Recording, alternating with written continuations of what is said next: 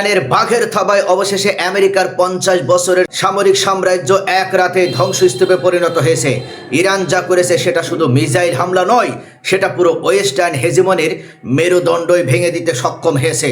এদিকে ইরানের হামলায় বাবেল মান্দব অতিবাহিত হওয়ার সময় সৌদি আরবের এক তেলবাহী ট্যাঙ্কারে ভয়াবহ আগুন ধরে গিয়েছে। ক্ষেপণাস্ত্র নিক্ষেপ করে ইরান দেখিয়ে দিয়েছে তাদের বিরুদ্ধে লাগতে গেলে তাদের পরিণতি কতটা মারাত্মক এবং ভয়াবহ হবে। চলুন আজকের ভিডিও এই গুরুত্বপূর্ণ শকিং বিষয়গুলো নিয়ে আমরা বিস্তারিতভাবে জানবো। লন্ডন ভিত্তিক বিশ্ববিখ্যাত পত্রিকা ফিনান্সিয়াল টাইমস গতকাল যে রিপোর্ট প্রকাশ করেছে সেটা মধ্যপ্রাচ্যের ইতিহাসকেই পাল্টে দিয়েছে। তারা রিপোর্ট করেছে মধ্যপ্রাচ্যে আমেরিকার মোট 19টা সামরিক ঘাঁটি ছিল এবং এই সামরিক ঘাঁটিগুলোর মধ্যে 15টি ঘাঁটি ইরানের আঘাতে এমনভাবে ধ্বংস হয়েছে যে আমেরিকা সেগুলো আর রিবিল পর্যন্ত করতে পারছে না।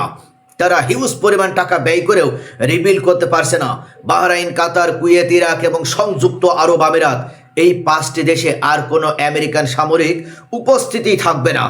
অর্থাৎ ইরান টার্গেট করে করে এই ঘাঁটিগুলোকে চূর্ণ বিচূর্ণ করে দিয়েছে।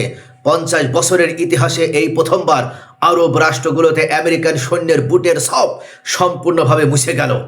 ইরান ঠিক এমনটাই চেয়েছিল। ইরানের নেতৃত্ব স্পষ্ট ভাষায় বলেছিল মধ্যপ্রাচ্যের কোনো দেশে আর আমেরিকান এই জারজ সৈন্যরা থাকতে পারবে না।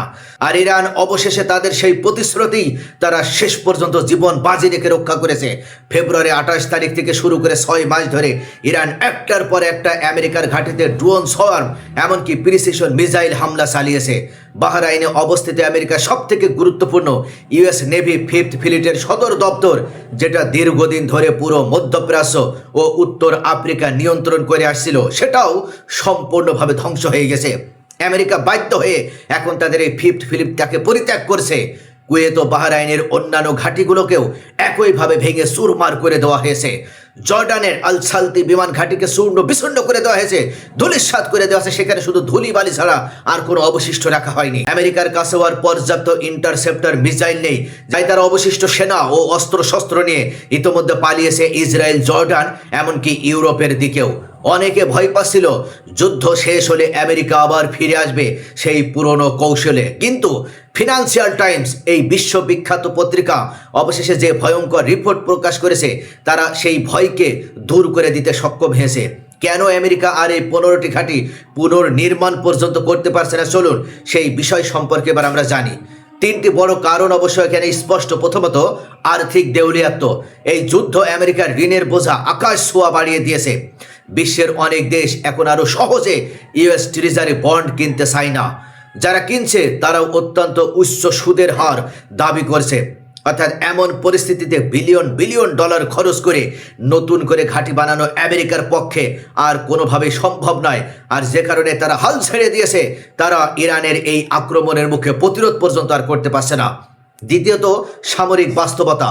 ইরানের মিসাইলের সামনে কোনো স্থির ঘাঁটি আর নিরাপদ নয়, সেটা ইরান প্রমাণ করে দিতে পেরেছে। আমেরিকার কাছে পর্যাপ্ত এয়ার ডিফেন্স সিস্টেম নেই। নতুন করে ইন্টারসেপ্টরও তৈরি করতে সময় ও অর্থ দুইটাই লাগবে, যা এখন তাদের নেই। এমনকি 2 থেকে 3 বছর পর্যন্ত তাদের সময় লেগে যাবে। তাই তারা ঘাঁটিগুলো ছেড়েই পালিয়ে যাচ্ছে। আর তৃতীয়ত, রাজনৈতিক পরিবর্তন। বাহরাইন, কুয়েত, এমনকি আরব আমিরাত, যারা একসময় আমেরিকাকে সব ধরনের সুবিধা প্রদান করত, তারা এখন গোপনে ইরানের সাথে যোগাযোগ রক্ষা করছে। 1.5 টন স্বর্ণ প্রদান করে এই আরব আমিরাত ইরানের সাথে তারা একটা কোয়ালিশন করেছে যেন ইরান তাদের দেশে আক্রমণ না করে। তারা বুঝতে পারছে আমেরিকা তাদের সিকিউরিটি আমব্রেলার নিচে নিরাপত্তা দিতে পারবে না। তাই ইরানের ক্ষমা চাইতে ইতোমধ্যে এই দেশগুলো শুরু করে দিয়েছে। ইরানের ইচ্ছায় বিরুদ্ধাচরণ করার সাহস আর কারণে সেটা ইরানের এই সিংহরা প্রমাণ করে দিতে পেরেছে।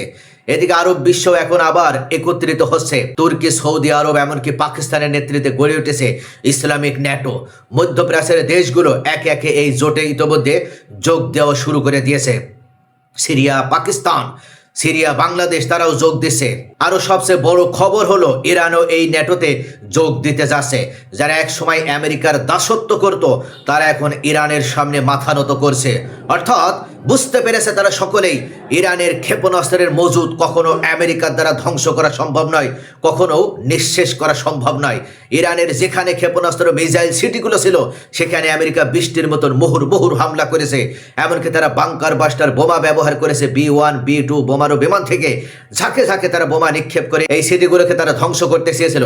কিন্তু আশ্চর্য বিষয়, প্রত্যক্ষদর্শীরা জানিয়েছে যখন আমেরিকার আক্রমণ শেষ হয়ে গেছে ঠিক তার তখন পরপরে 1 সেকেন্ডও দেরি না করে ইরান ওই ধ্বংসপ্রাপ্ত মিসাইল সিটি থেকেই আবার তারা পাল্টা ক্ষেপণাস্ত্র নিক্ষেপ করেছে মধ্যপ্রাচ্যের মার্কিন সামরিক ঘাঁটিগুলোকে টার্গেট করে।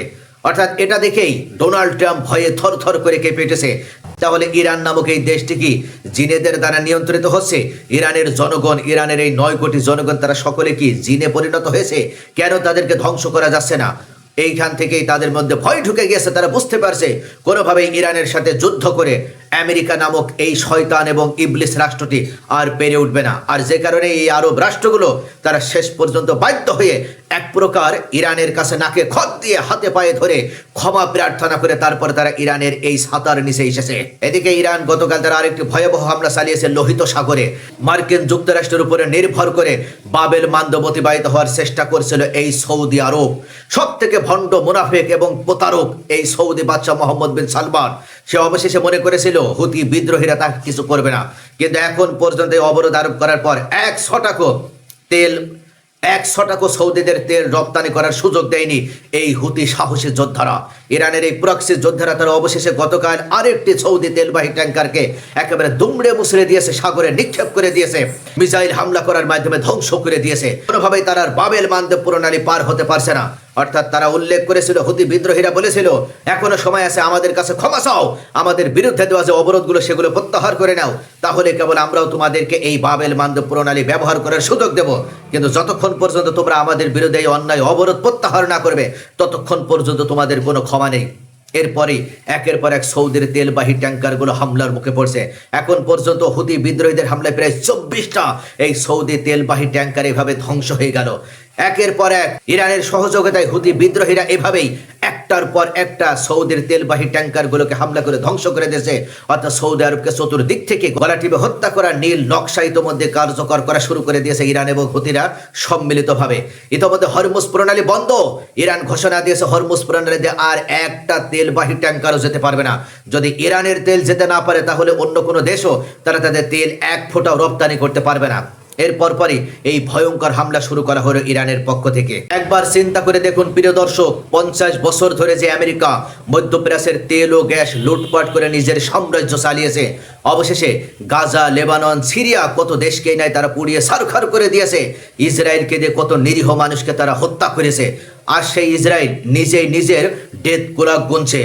ডোনাল্ড ট্রাম্প তারা উল্লেখ করেছিল ইরানের বিরুদ্ধে যুদ্ধে যদি অবতীর্ণ না হতো তাহলে নাকি ইরান ইসরায়েল নামক এই রাষ্ট্রটির অস্তিত্বই মুছে ফেলত। অথচ মিথ্যাচার করে এই সিআইএ এবং মোসাদ গোয়েন্দা সংস্থার ফাঁদে পা দিয়ে আমেরিকা আজকে ইরানের বিরুদ্ধে যুদ্ধে অবতীর্ণ হয়ে তারা নিজেদের পায়ে তারা নিজেরাই কোড়াল মেরেছে। মধ্যপ্রাচ্যে থাকা তাদের 19টি সামরিক ঘাঁটির ভিতরে 14টি সামরিক ঘাঁটি সম্পূর্ণভাবে অকেজ হয়ে গেছে, সেগুলো রিবিল করার মতন আর অবস্থাতেও নেই। আমেরিকার সাম্রাজ্য এখন একটা সিঙ্কিং শিপে পরিণত হয়েছে। তাদের সাম্রাজ্য ডুবে যেতে আর খুব বেশি সময় লাগবে না। ইরান শুধু তাদের সামরিক ঘাঁটি ভাঙেনি, সে পশ্চিমা আধিপত্যের মেরুদণ্ড পর্যন্ত ভেঙে দিতে সক্ষম হয়েছে।